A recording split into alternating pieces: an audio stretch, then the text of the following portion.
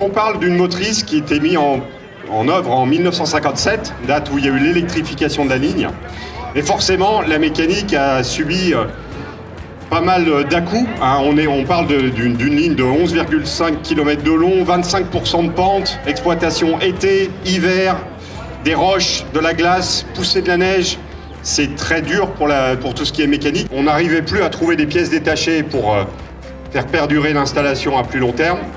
À ce moment-là, le département il avait deux choix, soit d'arrêter, soit de renouveler la voie, de renouveler le matériel roulant, et puis sous l'impulsion de Jean-Marc Péex, le maire, de se dire il faut prolonger, puisque le train a été arrêté là où il est aujourd'hui subitement à cause de la Première Guerre mondiale, eh bien on va prolonger ce qui était prévu, c'est-à-dire au moins d'aller jusqu'au Nid d'Aigle, au moins d'aller jusqu'au replat.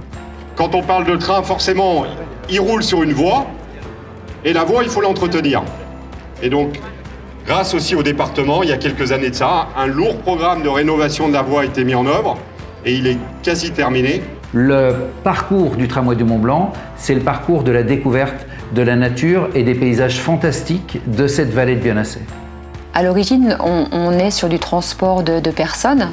Aujourd'hui, on n'est plus que sur du transport de personnes. On veut faire vivre une expérience à nos clients. Mais on se doit aussi, et ça nous est demandé, mais on se doit aussi de marquer la frontière avec justement cette haute montagne. Voilà, ici s'arrête votre voyage. Au-delà, c'est réservé vraiment aux professionnels de la montagne.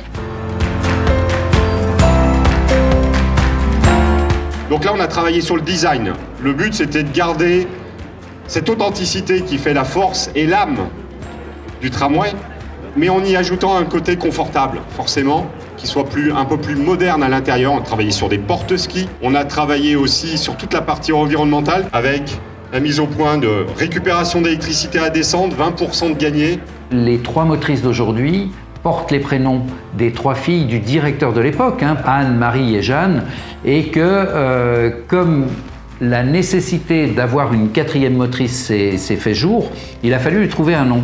Et là, on a découvert qu'il y avait une demi-sœur qui s'appelait Marguerite. Ça montre bien qu'il y a un lien humain, un lien historique, un lien avec les habitants.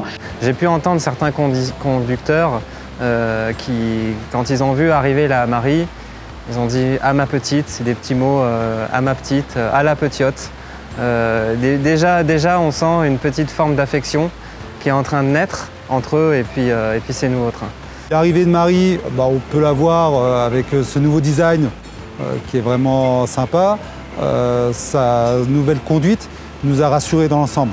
Donc c'est vrai qu'il y a un pincement au cœur parce que nos anciens trains vont partir, mais c'est aussi, il ne faut pas l'oublier, c'est que le TMB, il continue d'être présent.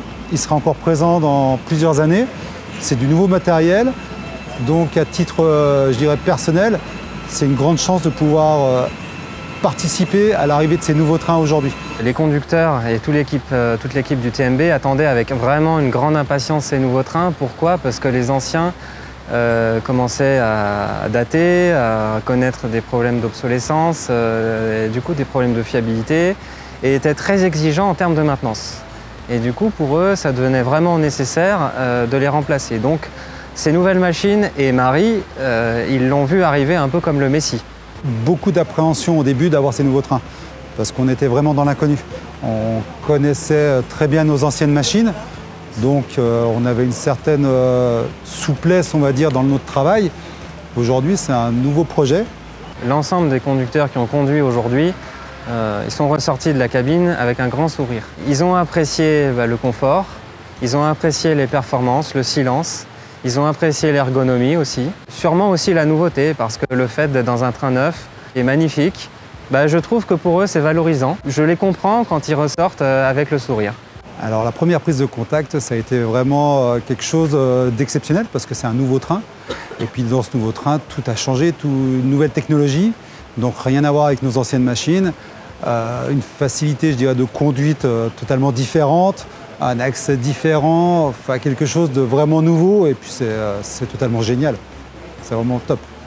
Si tout se passe bien, nos clients pourront monter au début de la saison d'hiver 2022-2023. Et puis donc sur la partie basse de la ligne, entre le Fayet et puis Bellevue. Et puis ouverture au public prévue début décembre, si tout se passe bien. Voilà, et voilà, Paris est maintenant officiellement inauguré. Alors, les métiers.